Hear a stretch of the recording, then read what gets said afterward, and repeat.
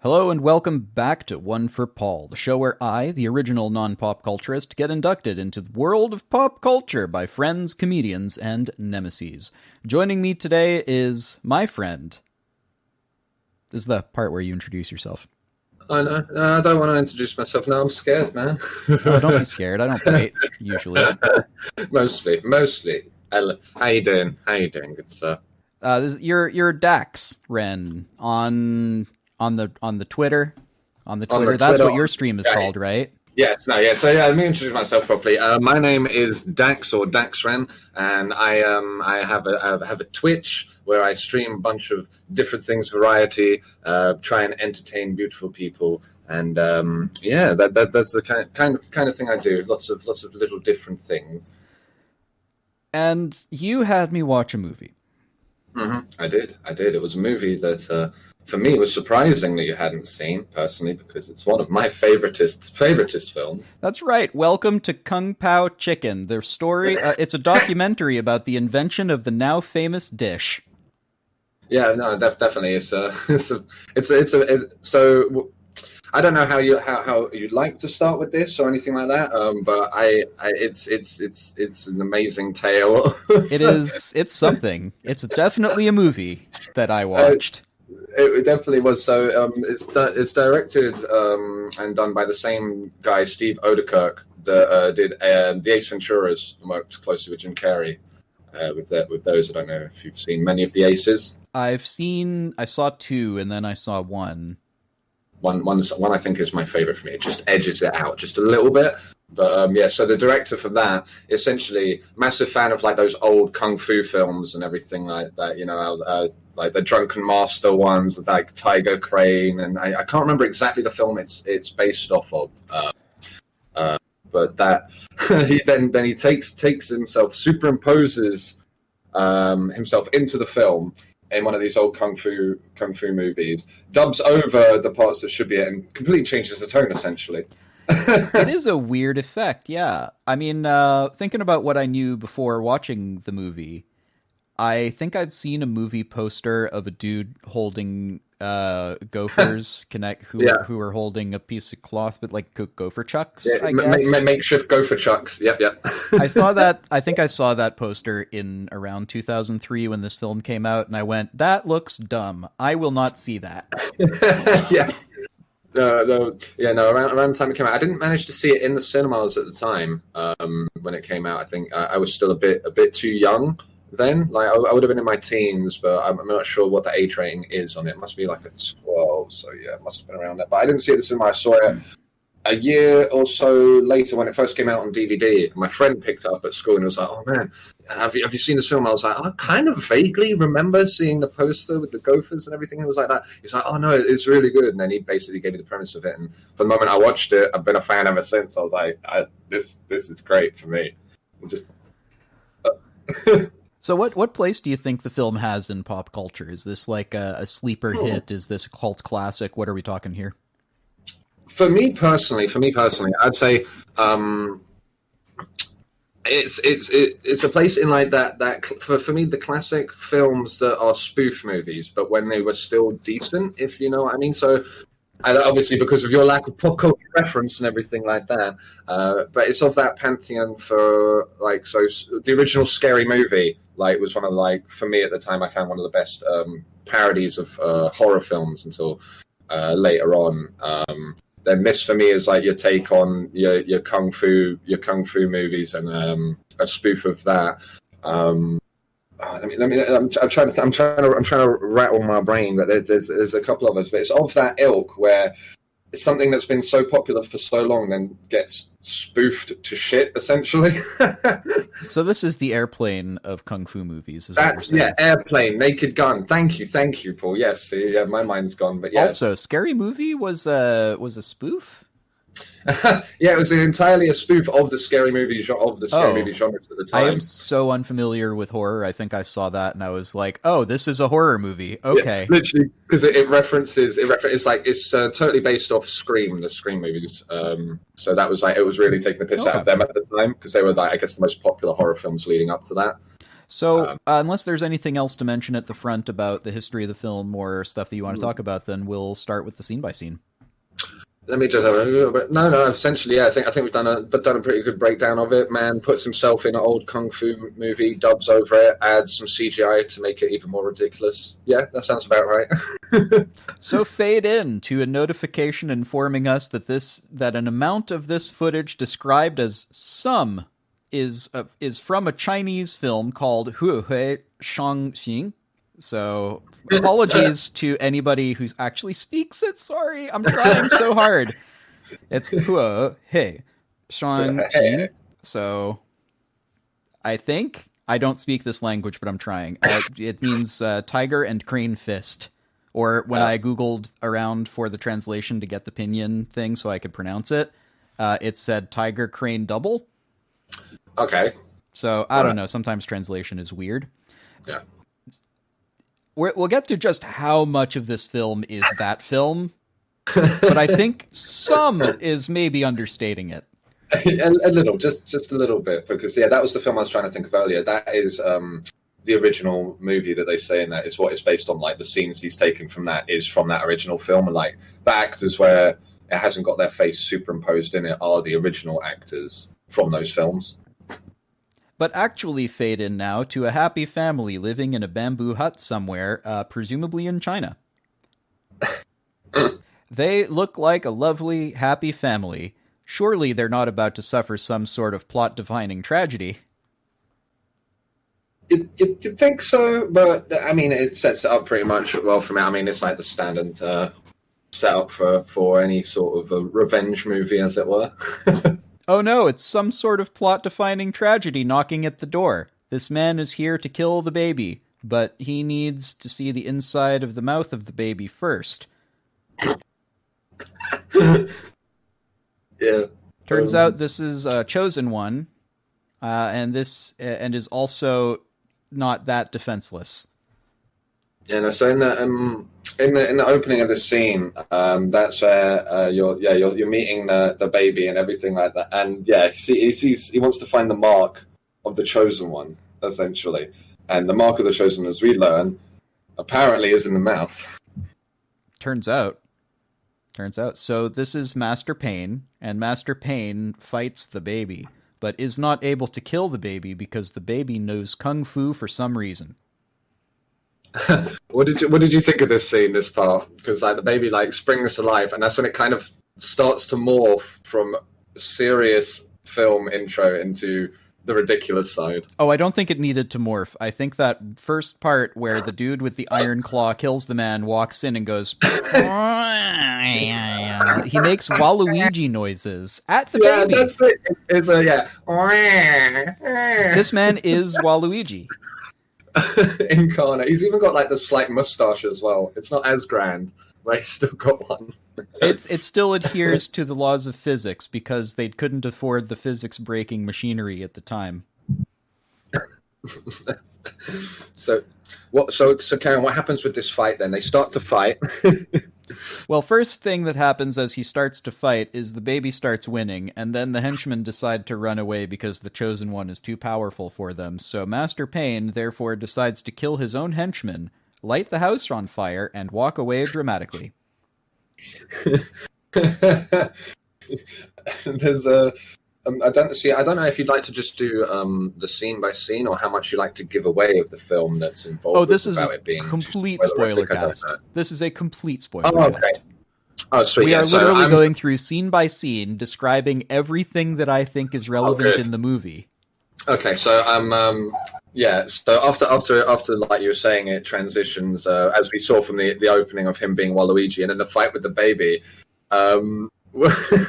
There's a scene in that where he's like leaping around. It literally reminds me of, do you know, in Star Wars Attack of the Clones, I believe it is. I really try not to remember, but yes, I have seen it. That's essentially what the baby is acting like during this fight scene. It's like jumping, spinning everywhere, no. Like they're trying to catch it, and it's like kicking it in the face. The visual reminded me of, what was that bad movie about, it was Baby's Day Out or something, where this baby just crawls onto like construction sites and stuff, And occasionally you just see like that, this like... fully like with liver spots on it hand of an old dude, but it's a small man. Oh god, it's so creepy. This was so bad. No, This is peak 2002 cheap CGI is what it is. Yeah, oh yeah, 100%. I don't know how much of it was done on purpose and how much was done for a lack of budget, but I think there's a healthy mix of both at a guess. The baby survives. So the house then. The baby survives the house fire by jumping clear of the building and rolling down a rocky hill before landing on the road, where he's found by a passing woman. And, I know, me too. I am trying so hard to keep it together, because this is where I was like, oh, this is where this plot is going. The woman is going to raise him, and there she rolls him down the other hill, just going like, off you go now. That's the one, yeah. So it comes out, and the baby's just there. It's still like almost like in a cloth, like it's just come out of its manger or something like that. And again, it did not have this cloth on before. It was not swaddled. It was just a baby. And suddenly it has this thing on it, and then you watch a whole scene of like just a doll that they rolled down a hill and they filmed it. Yeah, that's the thing. She picks it up, and I think it's like, oh, cute baby, bye, and just throws him down the hill, and then it's literally like a minute or so. Like, this is where you're supposed to be. There you go, on your journey, little one. And then you do, and then it's just the audio. I love the audio afterwards of the baby sound effect rolling down the hill. All you hear is, It's a very good. This is the scene that got me howling on my own watching the movie, which doesn't happen a lot. And I was like, all right, there's something to this.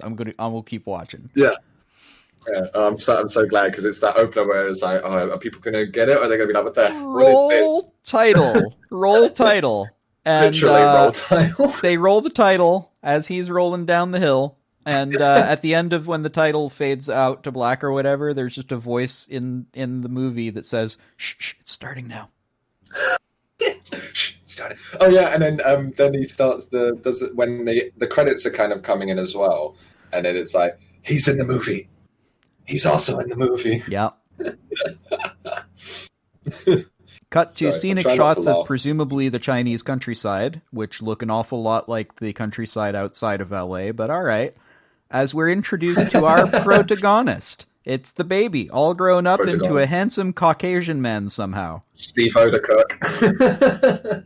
Grew up into a handsome Steve Odekirk. He grew up, this tiny Chinese boy grew up into a handsome Steve Odekirk. And then you hear one of my favorite guys, because he's there. I think you hear. How did he survive the gully? When the narrator kicks in. Oh, yeah. The narrator. He starts kicking in, and he starts to say the journey that this man has taken throughout his life. Yep, so the first thing that the journey entailed was he survived the gully. Then he was raised by various rodents. And he partied with said rodents as well. They raised him, and he partied with them too. Oh yeah, the desert creatures is who he partied with. Yeah, there's like a shot of just randomly him, and he's got like a sombrero on. He's like drinking like from a cactus and stuff. There's like these terrible little animal puppets are just dancing with him. Yep, turns out he's on a journey of revenge. So he walked for a while, and sometimes also drove, and then partied with the desert creatures. That's it. That's when you first, because like it doesn't really give away what time period it's in. You just assume because it's like old martial arts film, it's probably going to be a bit back in the day. And up to that point, you're like, okay, he's walking it, and suddenly it cuts to a highway, and he's driving in a convertible. With the hair blowing, he's got sunglasses on. Oh my word!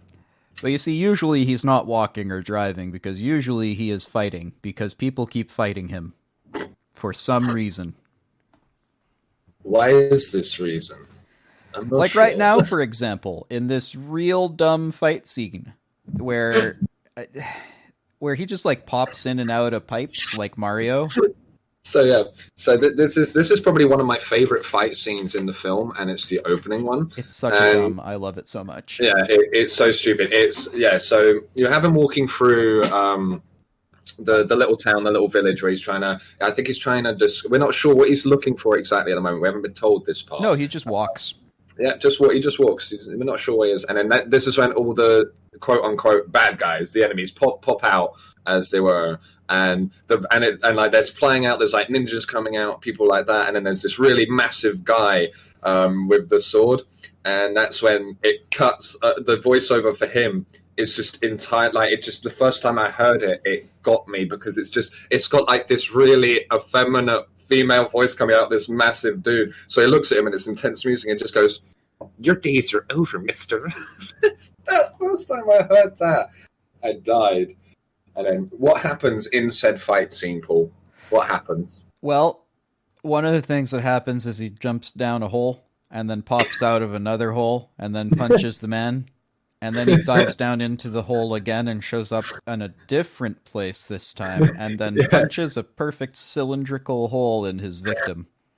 Which is so shocking that even voiceover guy is going, whoa, hang on.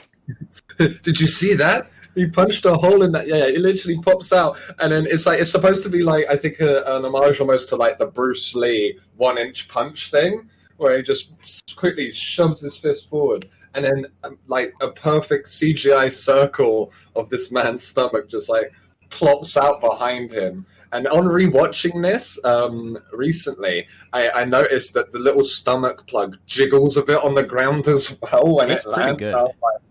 That was like, whoa. And yeah, same feeling as the narrator. He's like, oh my God, he just punched a hole in this dude. And the whole time the narrator is going, I don't even know if that's physically possible. I mean, there's a spine back there. I didn't see any spine in that. It was just like a piece. I don't understand. It's like one solid chunk. Yeah. Cut to, trouble. Looks like he has to fight a whole skirmish force, including this kendo uniform man and this woman in a bikini.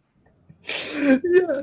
So, yeah, this is but not before some dramatic zooms. The dramatic zooms. Zoom over. So it's like it sets up as you know, like in an anime or one of those old battles, and they're looking eye to eye, and it cuts to one person's side, it cuts to the other, and it's got that really intense music that.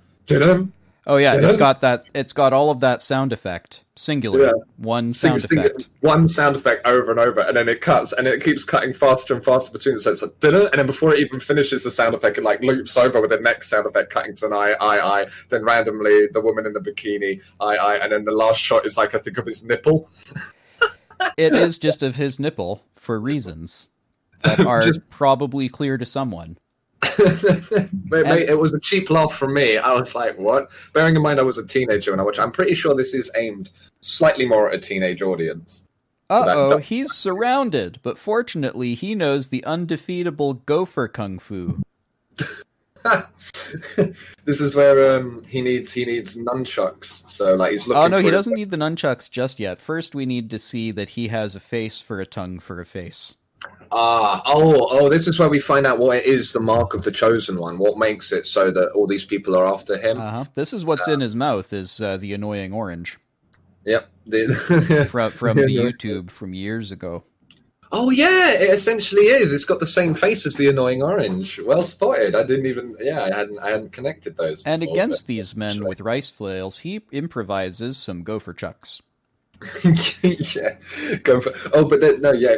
right before the gopher chucks, there's the fight that's happening, and there's this one part because like he's trying to fend off all the people, and he's like punching someone, and then uses his tongue, so you see the tongue come out with the face on it. I think that hits someone, and then someone behind him, like a fake leg lifts up to like kick the dude behind him. Oh yeah, that's standard. Looking. Yeah, just to throw in another one of those tropes. Then, I'm enough of a fan of old Hong Kong action movies that like that's one of the classes of movies I've seen is old Hong Kong action stuff, which is great. And the parts where like clearly a prop guy just thrust a prop leg into a dude's face over the guy's shoulder, I'm not fazed by that anymore. No, yeah, I've seen all the wire work, all the dummies and stuff that have been used in films over the years. But Kendo Uniform Man has a smoke bomb, which is exactly as effective as you'd expect it to be.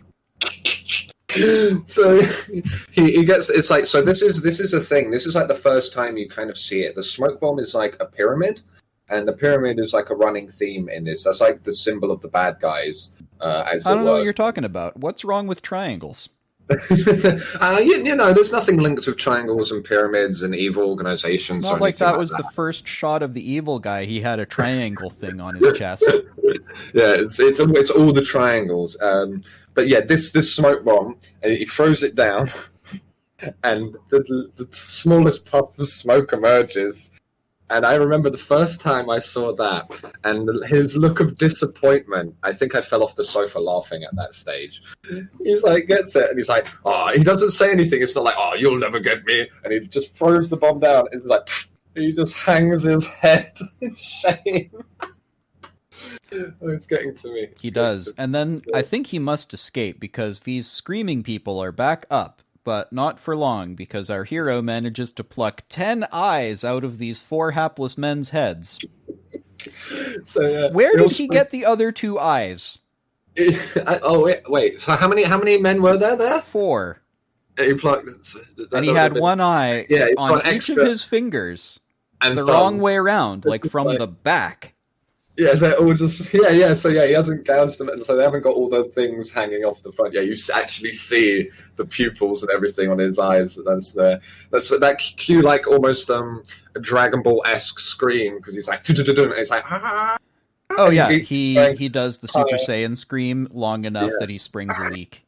Yeah, he gets so intense with the Super Saiyan scream, and all these men dying that, like, yeah, his neck just goes, and he just collapses. But apparently that doesn't affect anything. No, because we immediately cut to Crane School of Kung Fu, where some serious training is going on. As you can call it. And this is when...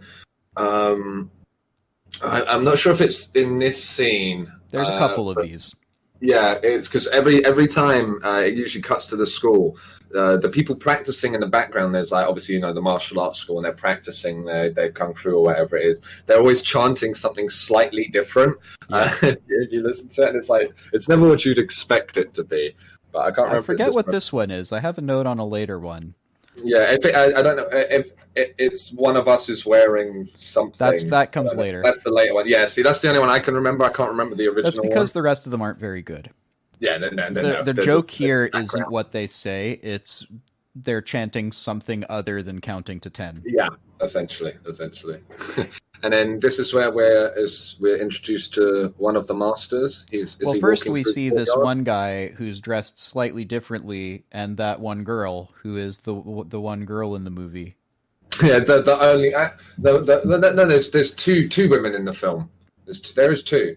But that's true, but this is one of the only. Essentially, yeah, one of that. There's only like 2 women in this entire film. Also, Gopher Guy is here. Yep.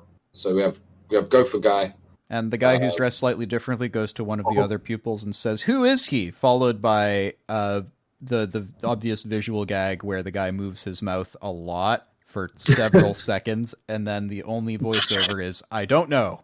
Yeah. That's great. I knew that was coming. That's the obvious joke. I'm glad they got it out of their system because now we can go with the rest of it. Fine. Yeah.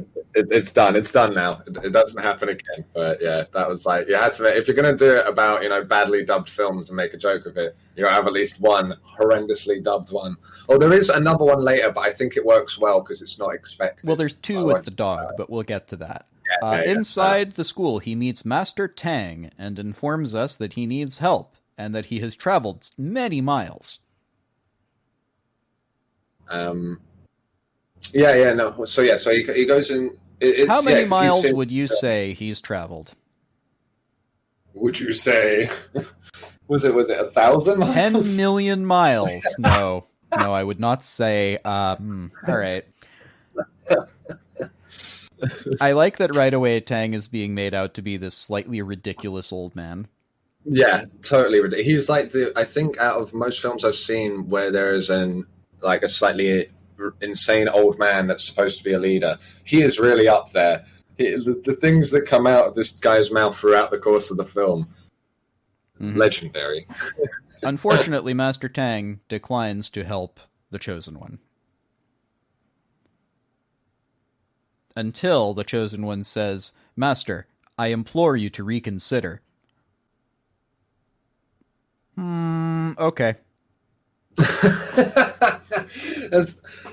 So as you think, like, it's like, okay, he's been like, are you worthy enough to do it? It's like those in like the shonen anime, we have to like prove your worth in order to get taken under the master's wing. First, you have to run 2 million miles or something, I guess. Got to run 2 million miles. Yeah, have you worked 1 million steps? Have you done this? Have you conquered your fear? He's like, I don't think so. And it's just like, I implore you to reconsider. Okay. I think what happened here, and follow me on this one, Buddy just rolled a natural 20 on his charisma check is what just happened. This is exactly a D&D thing. I don't think I can help you. Can I roll a persuasion? All right. Literally. Okay, fine. I'll allow it. Fuck, you rolled a 20. Shit, I guess he agrees? Yeah, I guess he'll help you now. You cut out half of my story, thanks. Turns out that if Buddy here can defeat Master Payne, he will be the chosen one, which he's not already, and it's also a problem because Wimp Lo is the guy who is dressed different, and his squeaky shoes have a problem with this because he wants to be the chosen one. Yeah. Wimplo will be the chosen one. Wimplo is I'd say, what would you say he's like kind of it's like a joke, but he would be the rival in this film. He'd be the Gary to the Ash Ketchum, as it were. I think it's more specific than that. I forget the exact name of it, but there's a thing in anime where you got a character who believes that they are the protagonist. Yeah, and but they are not the protagonist. Yeah, they're like super down below. But I think here, it's not that trope. I think it's just Wimplo is an idiot, and he has been purposely trained wrong as a joke. In the words of Master Tang, yes. He's an idiot. You have purposely trained him wrong. As a joke. A joke, yes. Every he says this in front of Wimplo, which I love. He doesn't even register it. It doesn't even pick up on the fact that that's happened. He just thinks that he's the chosen one himself, or wants to be. And every time he enters a scene or is about to fight, they've added the squeaky sound effects, which is just every time he's moving around. Oh, it's better than that. As a sound designer myself, I can tell you that is a man rubbing a balloon. Oh, nice. See, it's a hidden sound effect knowledge, man. But the true chosen one will bear the mark of infinite wisdom, so probably this tongue with the annoying orange on it. Is that the mark of infinite wisdom? Because Master Tang seems a little taken aback when it's discovered. Yeah, he looks at it and goes like, What is that? Please, put it away. Does it have a name? And what is its name? That's what I'm inviting you so often to complete lines with me. Come on now. Tonguey. His name is Tonguey. Worth mentioning that the delivery from Steed Oudkirk the whole time is so matter-of-fact. The chosen one is 100% the straight actor, despite the fact that he's the one doing the ridiculous things and has the tongue thing with the tongue on the tongue and the face tongue on the tongue. Yeah, he's the one that seems to realize he's in a ridiculous world. But he's the one causing it to be ridiculous, as it were, by like punching flesh plugs out of people. Yeah, the rest of the scene here is mostly here for exposition. Something evil council. Former master said there'd be a chosen one in a flashback where he says there will be a chosen one, and also it will be significant in a flashback. That's where he says it will be significant. Yeah, so yeah, you get like a flashback into another flashback, and then it starts with a third flashback, but it stops. We need to stop the flashbacks because we now officially know too much. And also, why is Master Tang in bed? And then when the flashbacks come back, he's just in bed. He's like, "Oh, you don't even want to know what happens next." And then it cuts to another one. It stops again. It's like enough flashbacks. Also, Ling is here, and Chosen One decides to stay for reasons totally unconnected to the fact that she flashes him for no reason. Yeah, literally. I can't remember what the line is beforehand, but it's like she's shy. She's shy.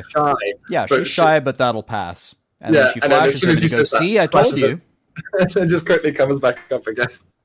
Also, obligatory butt joke. All right. But we got to get them in. Got to get them in. I like it also because... Do you have to? Is that a thing you must do?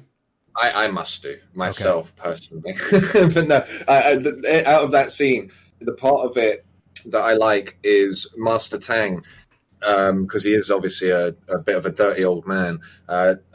Ping is starting to massage him a bit on his back, just like gently, and you just hear him go, "Yes, play me like a drum." Cut to Master Payne and his gang of thugs beating innocent people with sticks. The mayor is not happy about this, but is also like, ha ha ha ha, please don't also beat me with sticks. Thank you for coming to my village and beating people with sticks. It's an honor. And of course, the buddy there is a bully and knows it, and he's like, I enjoy being a bully. So this is Waluigi guy from the opening scene. He's back. He is with his men, with his evil crew. Despite what anyone wants, he is here.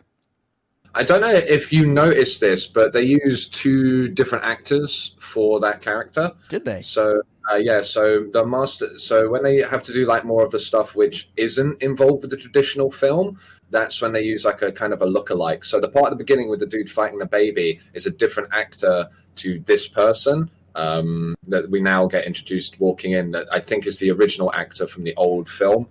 And then later on, when they do some more of the like martial arts scenes, I think they swap the actor back out again. But like I didn't notice stunt double.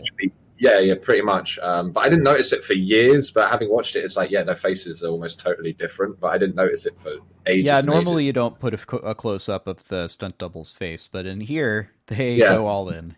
Yeah, they just don't care. But it still took me a while to even go, oh, that's a different person. Mm-hmm. But first, cut to Wimplo trying to seduce Ling by saying he will defeat the Chosen One, because he is Wimplo, and he is the Chosen One, probably, according to Wimplo.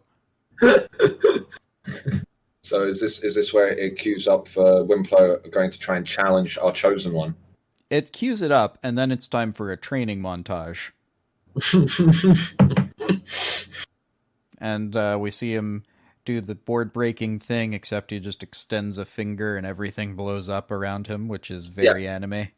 So it's essentially just like one of those training montages a la Rocky or anything like that, but pushed to like the nth degree, cranked all the way up, and like so instead of breaking boards, like you say, just blowing them away, and then he's push-ups. Like push-ups, and he starts with like, normally then one hand, then he goes to a finger, and then finally he's just breathing in and going to the floor, and then blowing back out, exhaling and lifting his body up just through his own breath power. It now occurs to me that several years after this, Avatar: The Last Airbender was made, and they had a scene where Aang does push-ups with his airbending in exactly this way, and I wonder if the makers of that show were like, you know what? Maybe. I had no idea. I don't actually. I haven't seen the Avatar. Ooh, I think you would enjoy it. It's one of my favorites. But right now, we have important business. Yes, Wimplo, seeing these frankly superhuman feats of strength and agility, nonetheless believes that he can win, because he thinks losing is winning. So in a way, he's exactly correct. Because he's been trained wrong, as I said before, he thinks that him getting hit in the face means that he's winning. And I believe one of the quotes that he does is face to foot style. How'd you like it? Where he gets kicked in the face, but he thinks it's his own technique. Also, it's a good excuse for a sparring scene at this temple set that they built, because, well, otherwise it's only in a couple other scenes. That's literally the one place where they like to have one-on-one fights, because I think it's the same place used for a battle later on. A fight later on. A lot of stuff like that. So they must have been proud of that. Dax, there seems to be some sort of metal trumpet-nosed Muppet-looking CGI thing over there in the corner. I can't imagine that's foreshadowing of some sort of Deus Ex Machina that's going to happen later on in the plot at all, right? No, it's fine. It'll be it's totally legitimate. They're saying it's nothing to worry about. I'm sure it's fine. Hero. I'm sure it's fine. Don't worry about it. I'm sure on some planet Wimplo's style is quite impressive. Unfortunately, this is Earth. Ling tries to stop the fight because it's not even really a fight. But what actually stops it is news that Master Payne is in town. And our hero must have his vengeance. Probably. He remembers, I believe, that from when he was a baby, Master Payne coming. The start of the film. He's got a very good memory. Yeah, that is surprising. Cut to Master Payne performing his skill in a talent show, I guess. Is that what's happening? A talent show? I think it's trying to show off exactly what he can achieve. So what is happening in this scene? Well, what his skill, he is extraordinarily skillful at being hit in the everything. With sticks. With sticks. He is able to be hit by these men with sticks without injury, seemingly, and then dramatically throw them to the ground and request a towel. Yeah. And, Cut to supper with Master Payne. His assistant informs us that he wants information about the Chosen One, or he'll cut off all of their big toes, including his assistants. Which I believe he already has done. Well, that's just efficient. So in this scene, this is where he starts laying down what he's looking for, right? I'm trying to remember. Well, this is where he remembers being 3 months old or something and recognizes Master Payne as being the dude who killed his family. But you know what? The last time they fought, he nearly beat this guy, and he was an infant at the time. So, 25 years later, something like that. It's got to be something like that. Yeah, it's got to be stronger. Dude's like 25, clearly. And, if if Master Payne was around his 20s or something back then, he's in like mid 40s now. Yeah. There's no way that this guy is going to be some sort of unfathomably powerful badass. Due to some sort of, I don't know, space thing. That would just be unreasonable. Yeah, that'd be crazy. I mean, what kind of thing? I mean, there's something to do with triangles again, but... What kind of filmmaker, I ask you, would do that to their audience on purpose? I don't know. Some sort of what is it called? Sadist? Someone that wants to see you suffer a little bit. Master Payne decides to give us a monologue about how not evil he is due to all of those happy feelings he has all the time. And here's a joke. What do you get when you cross an owl with a bungee cord? My ass. It doesn't even. It makes no sense. I'm just showing my sense of humor. It makes no sense, but it tickled me. It's a power play, is what it is. Tell a bad joke. Your sycophantic people around you start laughing, and he goes, "Enough." And everybody goes, okay. Well, if I don't, he's going to cut my everything off of everything else. See, I think... Sorry, I'm going off on a tangent just slightly. Oh, by all means, tangent away. With I saw this film before I'd really seen Family Guy. So, and obviously early Family Guy. And it just seems like that almost... The randomness of some of the scenes and the jokes in that definitely started to affect what I found funny before I saw Family Guy, and then that came into it. I was like, yeah, it just led on to it, and I was like, yeah, it's definitely that style sort of... is definitely sort of next to one another, aren't they? We'll call it Family Guy season 1 to 3. Call it. Yeah. Before, they got too obsessed with cutaways, but with that sort of cutaway joke being in the film without having to cut away, like it's happening. If you get what I'm saying, like it's also happening his name is Betty now. Yeah, he's changed his name from Master Payne to Betty. And he is rightfully offended that Chosen One's insinuation that he should conform to traditional gender roles in his choice of name. Maybe Chosen One is in fact the bad one man. The bad man. The bad one man. And maybe he is the chosen bad one. The chosen bad one. Bad wrong. Or something worse than bad and wrong. Yeah. I can't think of what that would be, though. Before anyone can lose any more toes, his assistant intervenes and encourages him to take a nap. Also, Master Payne has triangles on him for some reason. Not yet explained, but we will find out. The idea that it's ever explained is... I feel like you're stretching the credulity of the word explained. I am 100%. Like, I don't know. I don't think it actually is ever explained. I don't know if they were ever planning to do a second one. I or think they anything were like that. planning to do a second one, and I think Yeah. there's ample evidence of that we'll get into later. At the end of it. But yeah, I don't know. But I'm sure to do with that, it was going to be more revealed if there was going to be a second one. But carry on. Where are we now? What's happening? Cut to later at the Crane School, where Chosen One needs to figure out if he also has this special skill that he has just seen on display. Because that would be just so useful if he could also get hit with sticks forever. Exactly. He was very impressed by Master Payne. Master Payne took that beating and didn't even... Buddy, have some respect. It's Betty. What? I'm sorry. My bad. You can't be misgendering people. Come on now, pay attention. It's true. Betty. My bad, Betty. So he enlists the help of his friends and colleagues who agree to beat him with sticks. If things go wrong, he'll either give the signal or dramatically throw them to the ground and request a towel. A towel, exactly. He wants to do the same exactly as Betty did. So, what proceeds to happen? Well, he doesn't get his towel, I can tell you that much. Literally. They just keep... As soon as one stick hits, he's not firming it at all. He tries to I'm tense, and then it's like, oh, and then another one hits. And then because, which we didn't touch on in the scene before with Betty, he kept on getting repeatedly a stick driven into his private area. Didn't get affected at all. This happens one time to our Chosen One, and he's pretty much crying in pain. Can't blame the guy, frankly. Yeah, bro, I couldn't do that. I don't know anyone that could. Nobody can do that. There's a reason that in professional fights you're not allowed to do that, because it would be both far too effective and far more boring for the audience, because it's like, whoever can kick the other guy there first, it's gonna win. Betty's got the ultimate hidden cup on. That's part we're behind the magician's curtain. Is just wearing a cup. Hey, this guy is a phony. He's a phony. Later that night, he comes to, only to be accosted by a lady dressed as a superhero who falls off the roof. Her name is Whoa, and she has no notable features other than that.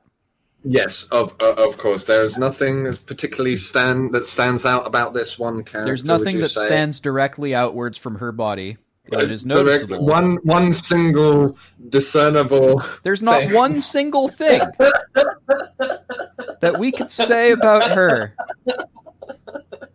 Oh my word! She informs him that he won't be able to defeat Betty yet. He needs to go and grind some more levels first, maybe in that side area with the volcano. Maybe do some side questing, and to demonstrate this point, she fights him to show him how weak he is, probably. However, he does have the mark of the Chosen One, so when they fight, they go tongue to tongue as well. And it's almost like a sword fight with their tongues, like with the sound effects of like the same that they use for the fists and everything like that. So it's like... And she seems to be very impressed. Fun note here, the way that she kicks in this little scene here, this lady knows how to fight. Yeah, no, like she the does. Actor has this lady can kickbox. She's got the posture, she got the poise. I can see her sort of having to pull her thing so she doesn't actually knock the guy out. Yeah. I'm also thinking it's quite impressive, considering she has to wear one single thing as well. Wouldn't get in the way of kicks that much. So she got one boob, is what we're saying. Yeah, I was so impressed with the makeup job here. Yeah. Because I looked up the actor, going like, I wonder if the actor has. I wonder if she's just happens to have had a mastectomy or something. Maybe there's an actor who. That would be really interesting to see her other roles. I wonder how they'd play that. No, she has not in fact had any such procedure. She's got both breasts, and I think they just sort of gave her a binder and then added one big piece of paper mache or something. Because essentially it's almost like it almost has like that V-neck to expose cleavage, but instead of cleavage, it's just like the one boob, top of like one boob that you see in between, and it's like else. It's not one breast like. You're missing one. It's like in the center of her chest. Yeah, that's the thing. It's like they've combined to one super boob. But it was like good enough makeup job that I had to look up how did they do this? No, I thought so as well. Like, and even now it really holds up because you're like, oh wow, that the art team really behind real. this. Oh yeah, they're very good. They're there to do one thing really well. We got the best one boob in the business. Somebody has that on their CV. You know this. Oh yeah, I was the one boob guy. To be fair, I'd hire him on the spot if I needed some sort of effects or anything. If I needed to have one single thing in the middle of it, yeah, totally. So here's the thing. They then do the tongue kiss thing. They're not kissing. They're just like going... They're tongue fighting, tongue sparring. Literally, it's played as... What they're doing is tongue kissing. What it's played off as with the sound effects is like there's force behind these strikes. Yeah. But none of this works, though. And sorry. So they fight to a standstill, and the ensuing conversation reuses the exact same reaction shot of Chosen One and the exact same like 6 times in a row. And it is just gorgeous. The first time I saw that, there's so many scenes. The first time I see these things in this film, I'm just like, wow, that really got to me. I was not expecting that. It's the ones where I'm not expecting it that really, they're the ones that tip me over. But also, that kind of footage reuse is super common in old Hong Kong cinema because partly the budgets were so tight. Even getting more film to film with was expensive enough that they had to reconsider how they were editing stuff. Doing callbacks was unheard of. So if you got to the edit and we're like, oh, damn it, we don't have that shot that we need. Can we reverse the thing and put it? Or like, no, don't worry about it. Just put it in the normal way, and the audience won't mind. It's fine. Yeah, it'll be okay. We have $20 left. Christ, just use it, reuse it.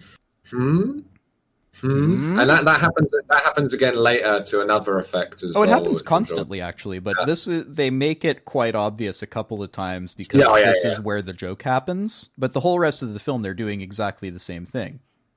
So remind me, what's happening next in this scene? Where are we going from here? Well, we're warned. Chosen One is warned that he should avoid the meadow because that's where Betty's great protector, Moon Yu, is. Yes. So, what year did this film come out again? Was it 2002? 2003? 2003? Question mark? Okay, great. We're gonna say around then. So not that long after The Matrix. So parodying and spoofing The Matrix that doesn't happen yet. Shit hot for everything. I'm just setting the scene for this. Oh yeah, but, Matrix was 2000. Yeah, so it's not so everything. It's still parodied to this day, but just not as much. But there was a good 5, 6, 7 years after The Matrix came out, where it was literally been parodied in everything. Oh, they passed a law. They passed a law that if you were making content of any kind, it had to include that one scene of Neo getting shot and he goes backward and then goes halfway and the bullets go flying past. Or the one motion. And the other scene where Trinity leaps and then the cameras have to rotate around them while the person stays still. That's the other thing that's always... Let's take a moment to remind ourselves that those were legitimately amazing at the time. No, they were. Like, at the time, and we watch them now and we go, yeah, wow. Right. Yeah, it's okay. And like even the kind of bullets like going past Neo now look really ridiculous. But at the time, like seeing like the bullet trails in the air and like wow, it was insane. But anyway, though we're not doing The Matrix. We're not doing The Matrix. We're just say to ourselves currently, how much they've been spoofed. We cannot live in The Matrix because we would look at stuff like that and be like, well, look, I mean, the graphics are. Yeah, exactly. I mean, I can do that in Houdini in 10 minutes. Yeah, I was like, I'm not gonna say anything too much, but I was just gonna be like, people with the like moon landing's fake. It's like, really? Have you seen CGI in the early 90s? Have you seen CGI in 1969? Because nobody had. Claymation. I think that was about as close as it got. Cut to lunchtime at Betty's place, where Master Tang, Betty, sings a song about popular... Wait, no, this is Master Tang, not Master. Sorry, now I am misgendering. Yeah, but I don't think Master Tang would care as much. I don't think he'd be listening. Master Tang sings a song about popular, supposedly Mexican restaurant chain product placement time. Yeah, so essentially just taking that step of how you'd notice if there was a certain fizzy drinks can in a movie or a bottle of alcohol. This is just proper, just throwing it in your face. Or indeed characters holding up a sandwich from popular sandwich place and going, I enjoy this sandwich, and I think you will also enjoy this supposedly Mexican thing that I am eating in this film, and you're supposed to like it. Product placement, ladies and gentlemen. Can we move on now, because we're tired of adding? Yeah, well, they do. Well, it's like the midway point as well. They do a whole thing about breaking, and then it's more product placement. But either way, so he's in there. He's walking through Master Tang. Yeah, he's here to kick ass and be real sick for reasons. He just keeps coughing, doesn't he? Yeah. That's just like, and then a fly, I think, flies in his mouth or something like that. Oh, that's an earlier scene when he's coughing, where there's a moth that flies around, and then he starts coughing, and then very shortly after, there's another moth that flies into him, and he goes, ugh, what are the odds? And then he sort of chews and swallows. So yes, lots of coughing. Also, Betty has metal claws on a that chain. Seems to be the weapon of choice for Betty. They fight to a song provided by a popular 80s rapper rapping about his fondness for butts. Butts, indeed. In this scene with the fight scene, because like obviously Master Tang has had enough of Betty being the way she is. I'm not sure if they are. It's not clear ever. Yeah, the name is Betty. Clear. It's just the name. The name's Betty, so we just refer to it as Betty. Refer to them as Betty, I think, is the correct. Refer to them. He is not a thing. Oh, I'm doing it. Damn it! They are not a thing. Listen, I've known this guy for 10 minutes, and 8 of those minutes he was male. It's going to take me another 3 minutes, maybe. Just give me time. It's fine. I'll get there. We'll understand. So he's had enough of it, Master Tang, and he wants to fight Betty, but he gets thrown off because, as you were saying, when the fight begins, Betty's henchman, who has this old boombox with him, plays his song that he likes to fight to. He plays that song and starts bow bow da dum, and I will not sing any more of that because I don't feel like advertising or paying sync for that. Boo them. We don't need no music. No. Cut to Ling, who informs us that the Chosen One, I want to help, but I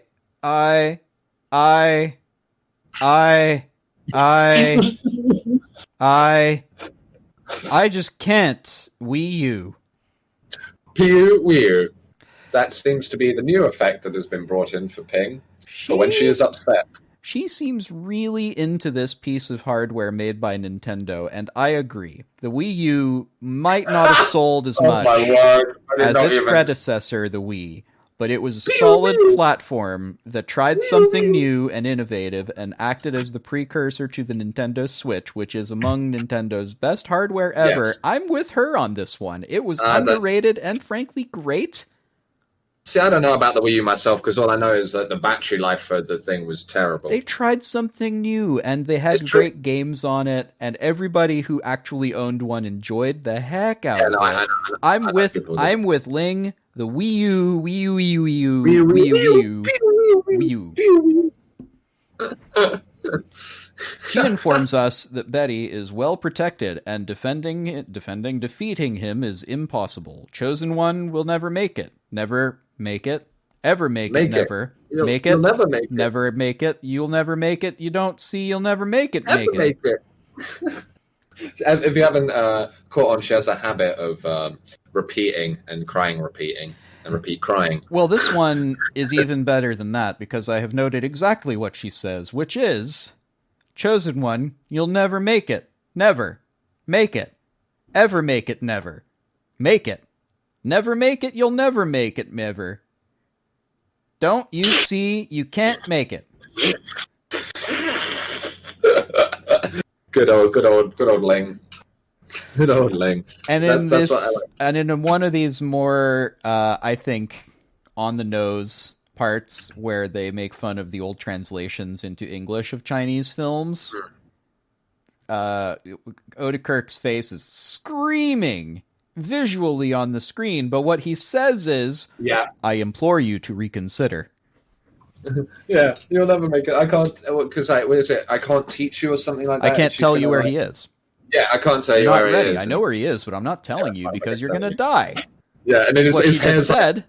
His hair's like almost being blown out with like a fan, and like his eyes are super wide, and he's like grabbing her and shaking her, and it looks it looks like he's shouting, and it's like, I implore you to reconsider. And it's extra good because, again, as a sound guy, this is just obvious ADR, but he gets like right up close to the mic and goes, I implore you to reconsider. Oh man, it's good that you having this little knowledge on the sound effects and the sound engineering. Well, Liz, I've done a lot of ADR, and it is both really fun and extraordinarily challenging. Mm-hmm. I'm sorry, I'm throwing out terms like ADR. You know what I'm talking about? Not really. I assume it's something technical. Automatic dialogue replacement. Like the way I would use it, for example, let's say you're filming a period piece set in 1900s or I don't know, Victorian England, right? And you're outdoors and you have this beautiful scene and all of the actors hit their marks and everything's perfect and the lighting's great and the sound, everything's great, but there was a plane flying overhead during that scene. Ugh. If you're a director, you've got options like, okay, let's reset and do it again, but like, how do we get perfect again? Yeah. Or you could say, right, we're going to pay for the ADR. So later, maybe 6 months later, the actors show up to a recording booth and they're played that section and they re-record their voice synchronized to whatever their lips are doing on screen. And the difficulty is getting that right because in a studio, you tend to be sort of a foot away from the microphone. And outdoors, who knows how far away you are? It's however far away the guy with the boom mic is. And you hope close, but it's a different mic. It's a different situation. It's a different everything. Yeah. So the skill of the actor is to get it right in terms of synchronizing the performance, which is not trivial. Like some actors just can't do it, right? Particularly stage actors find that extraordinarily difficult. Then you've got the technical challenge of your editor who needs to sort of stretch those and put them exactly right on place so that frame perfect every time when they say a letter, it looks like their mouth is doing it. And then your mix engineer actually has to make it sound like appropriately distanced with a mic that might not have been. It is a whole process, and it takes a long time, and it is extraordinarily expensive. So if you don't have to do it, you don't do it.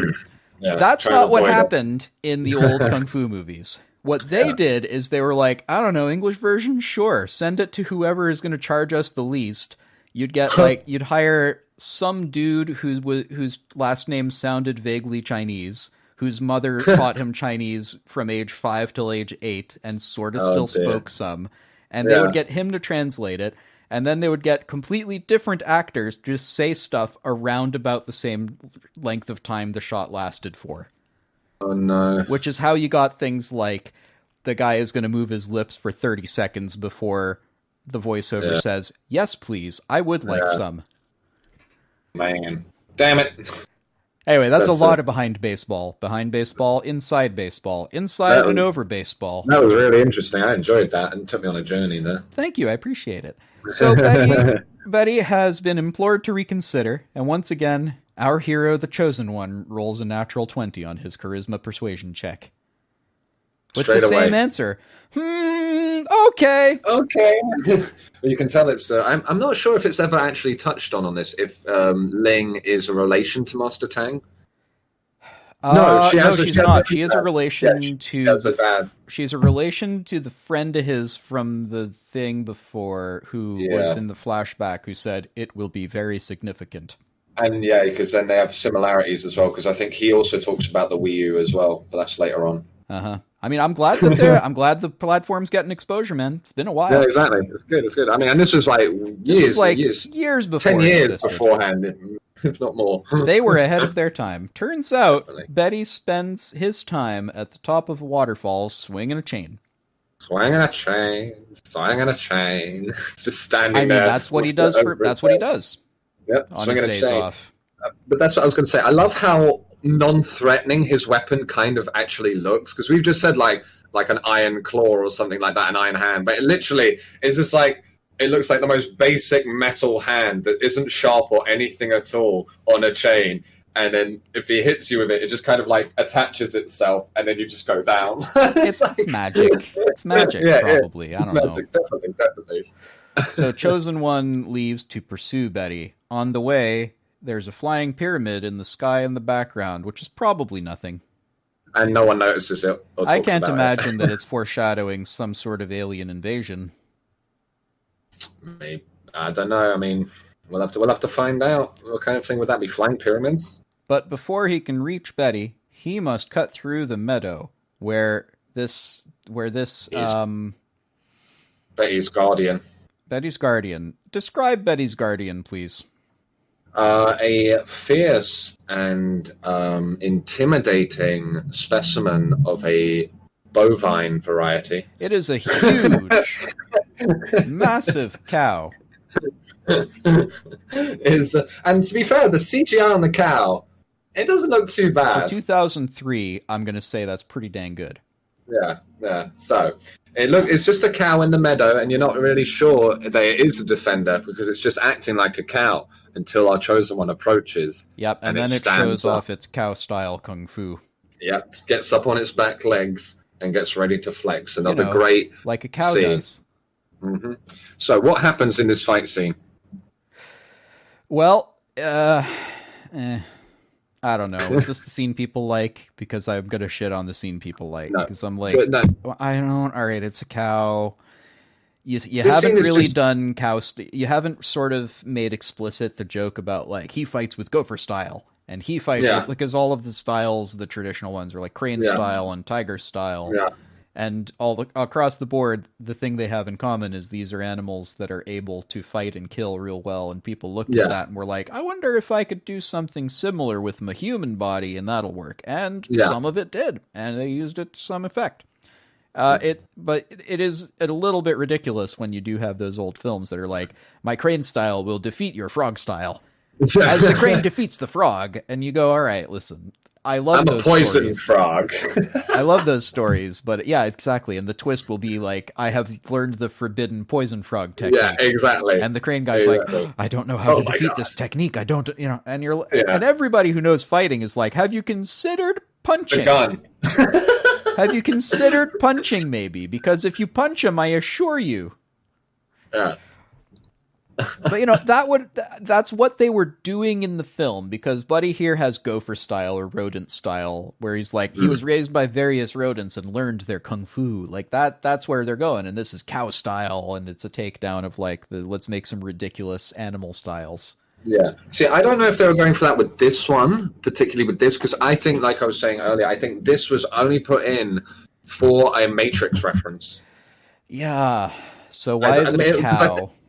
I don't know. I'd want to look more into the behind the scenes of that and see why he chose a cow. If it was, because it would be really smart if it was like you were saying, because it feels like that's where they were aiming and it didn't quite land. You know what I mean? Yeah. See, I feel like that might have been too smart or giving it a bit too much credit. I literally thought he's passing through a field. Let's have a cow in the field. That cow can fight. We can use it as scene to do like a Matrix mashup. And then that's about it. I made this whole adventure for my D&D players, and they went off into a meadow instead. So you know what? The encounter happens there now. Yeah, exactly. It's like he's annoyed at him. He's annoyed at him for rolling that D20 earlier, 2 in a row, where they're like, okay. So it's like, fine, you're gonna have my cow in the field now. You're gonna have to fight that. So in this scene they do like basic kung fu, like some kicks and punches, that kind of stuff. And then it turns out the cow's udders are essentially like a gun. So it like hits a weak point. Yeah, also a weak point. So it squeezes its udders, and this is where its teeth. Squeezes it, and this is where the Matrix thing comes in. It shoots the milk out like it's the bullet from the Matrix against Neo, and obviously Steve does his Neo move, as we were saying, was the law at the time. Everyone had to do that at least once. It was the law. Yeah, and then he starts beating up on this cow's udders, And actually, funny story about this. I don't know if you've seen any of the outtakes for Kung Pao or any of that stuff. I saw some of the outtakes at the end of the film, and I have a few notes about them. Yeah, so I believe, with that cow fighting scene, he has to go and launch himself for the udders to try and milk the teats, as it were, because he wants to like totally drain it, so he has no weapon. Oh, that guy gets dragged along the ground. Yeah. So he tries to do it like a kung fu scene where he's like flying and like gliding along the ground to like try and latch onto the others and start to milk them. But they had to do that scene a bunch of times because he's literally just getting dragged on like an almost like unseen carpet thing. And it's like, man, that guy's forearms must have been on fire by the end of shooting. I don't think it was a carpet. I think there was just dirt underneath them. Yeah. I think that was approximately as painful as it looked. Yeah, because that did look painful. He did look like he was suffering a bit. Maybe he had elbow pads on. Maybe, I don't know. In the truest form of homage to old school 1970s kung fu movies from Hong Kong, there was no health and safety anywhere, and your stunt guys would just get injured, and you'd be like, "Well, that sucks. Get me another one." Yeah, literally. To this day, the Hong Kong stunt guys are known as some of the craziest people who will just do stuff that the rest of the world would say, I don't know, maybe I need a crash pad or something. And a lot of the Hong Kong guys will just be like, no, that's fine. I'll just fall 2 stories directly on my coccyx. That's fine. It's fine. I don't need anything like that. It'll shatter. It's shattered again. So this time, if it shatters, it will go back to how it was before. It needs a re-break. I don't know that they get injured more often is the weird thing. I think they're just really, really good. They're made of rubber.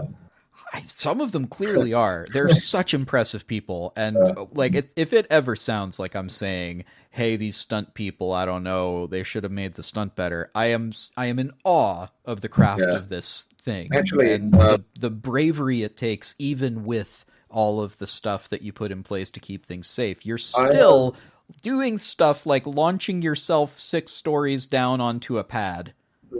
I worked recently with actually a stuntman. He was working part-time where I was as well, and he was telling me about a bunch of stuff that he had to do. He did the most recent thing he was on was don't know if you've heard of the show Vikings.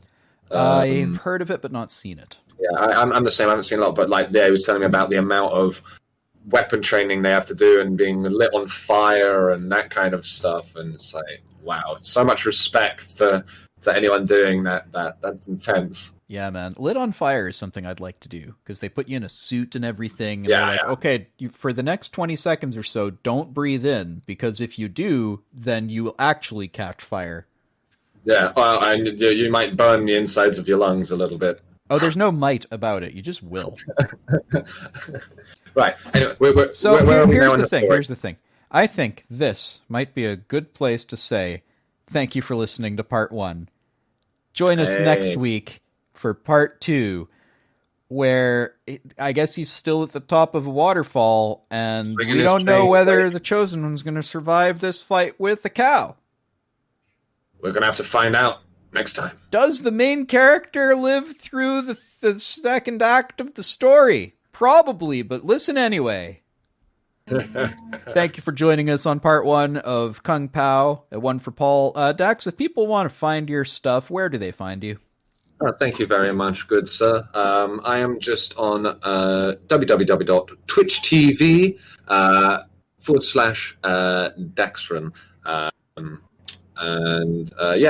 Please come by. I like to do a bunch of different different games, talking about stuff. We have Paul come by quite regularly as well. He's always lovely seeing him. We like to have a good time, so do come check it out after listening to all of the podcasts. I do like your stream that you can find at twitch.tv/Daxren. I do like that a lot. And just to say it a third time, I like the fact that you're streaming on twitch.tv/Daxren. Find him online at the Twitch app if you want to. And also, if you have an Amazon Prime membership, then you can give him one of those Prime memberships. Because you get one for free on Twitch. So amazing. For real, he's a good streamer and a good friend of mine. I totally recommend hanging out on his channel. And if you want to find me, you can do that on patreon.com/oneforpaul. Help support the show. Help me get more cool, awesome guests like Dax on the show. And if you can't do that, then either say hi on Twitter at @OneForPaul, or frankly, just tell people about us. I would love get the that. word That's out. the main Just get the thing word that out. I would like you to do is be like, hey, Mom, have you heard about this podcast? Okay, maybe some mothers will not enjoy this show. I can't guarantee that. But I think some mothers will definitely enjoy the show. Your favorite stream has just finished, and you're feeling that crushing loneliness, and you want to hear something amazing, and it's going to lift your spirits. Then you got to hit up the podcasts, man. They're good. I do it all the time. To be fair, I love going back and listening to this the podcast cures loneliness. He didn't say to anyone because that's a preposterous claim. Sorry. my bad. Thanks for joining us. We'll see you next time. Bye. Your days are over, mister. I implore you to reconsider. Okay.